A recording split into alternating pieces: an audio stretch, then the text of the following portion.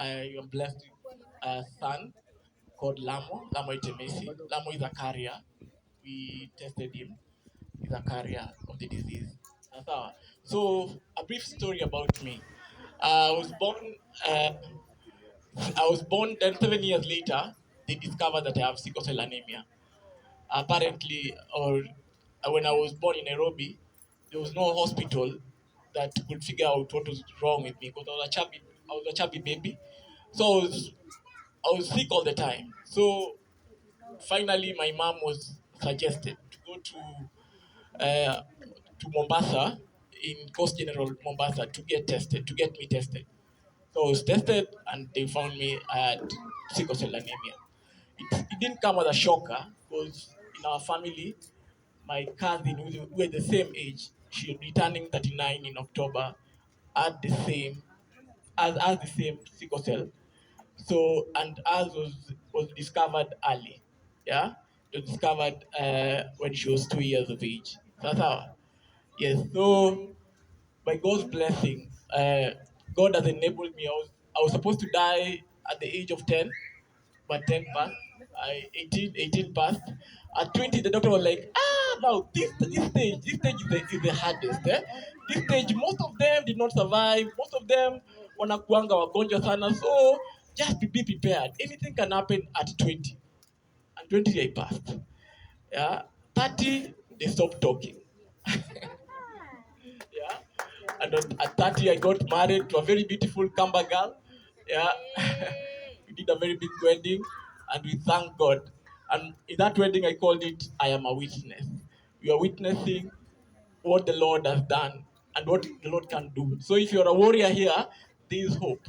There is hope. There is hope. Yeah.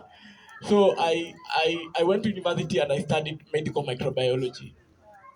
And when I studied medical microbiology, I went and started working in Cambridge, Kenya Medical Research Institute, in the HIV lab.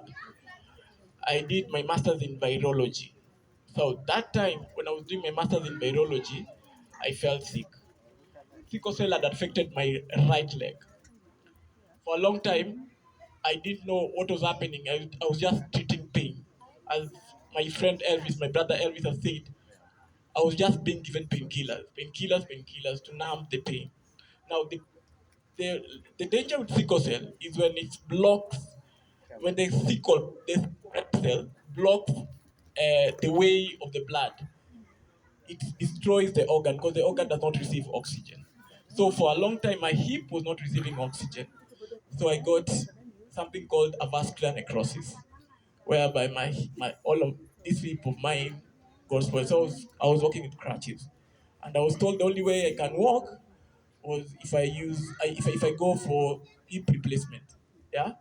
So I didn't go for a hip replacement because it was quite expensive. It's still expensive. It's a meter, I think. For those who have done it, it's a million shilling. But I've never done it. By God's grace, I started walking. But during that time, Madam Principal, you are here. And my prayer is you will give grace to every child who has a condition. I was not given grace. They were doing exam, and I asked them, can I do specials? They told me in this master course, it's a JKUAT, but Cambridge campus, there's no special exam. So I either do it or I don't. So I did it, and I failed 3 units. And I walked to that principal's office, and he told me, Etemesi, we are sorry, but you are discontinued from the master's program. I cried.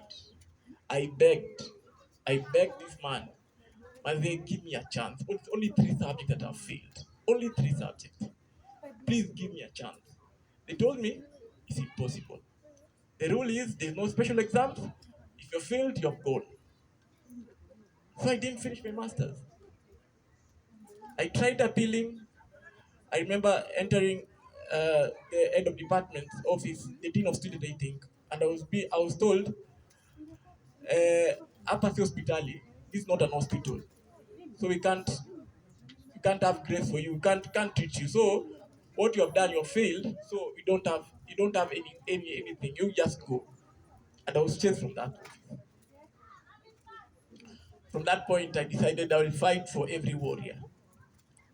Currently, I'm the Secretary General of Sickle Cell Federation Kenya, and our work basically is to create awareness. But my passion is to give hope. My passion is to be that voice of Elvis, of that child who's growing up with dreams, even though they are sick. Understand? It's now more than 10 years or so.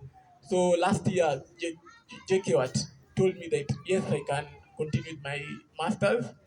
Apparently, they say I there was a miscommunication, so I can go back and do my. So he has pooped. So can we celebrate?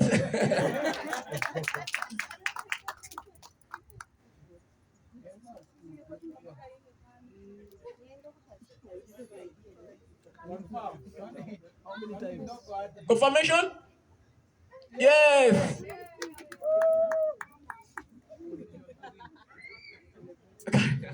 So let me finish so that the winner can be announced. Yeah. Yes. Number three. Yeah. So the winner, please prepare yourself. You're going away with 20,000. You said the third. The first is 25,000. Yes. Yes. So that is my work. I'm the Secretary General of SFK, but my passion is to give hope. Yeah. And I got addicted to pethidine, which is the strongest painkiller, and currently I am with Elvis in a methadone clinic at Madare. It's quite unfortunate. So yeah, we also advocate for the psychological being of warriors, because what they go through is hard. What they go through is hard. I'm glad that after I got married, many warriors got married. One of them is my friend there, Vincent, who has a baby right now. Eh, and the husband. Thank you for giving our warrior a chance. Yes. So I'm glad that hope is still being driven, even even now, as we stand here. So you can give. Sickle cell is very expensive. Very expensive. Hydroxyurea drug, the drug that keeps us alive, is called hydroxyurea. It was a drug that was used by leukemia patients, but it was found to be helpful with people living with sickle cell because it produced something called fetal hemoglobin. So fetal hemoglobin, the good thing about it does not sickle. So, but it does take the span of 3 months. It only takes 18 to 20 days, then it dies. So, one drug is 50 shillings. One drug is 50 shillings. And personally, I take 3 drugs per day. Others, I think we are different. Others 4, others 2, but we take different, but it's expensive. It's expensive. Right now, I don't have a job. I don't have a job. But my prayer is that we will get that warriors will not get tired of going to school, uh, be having dreams and all that. That's how, yeah. That's how. So I am writing a book called Diary of Hope, and let me end by my first statement of that book saying, I am I am this clay, and I've found myself in the potter's hand.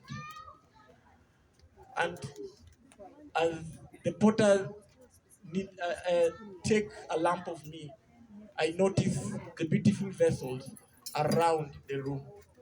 And my dream, I started dreaming of how the vessel that I will turn, how beautiful I will be as a vessel. The potter took me and started kneading me. It was a painful experience, but as he kneaded me,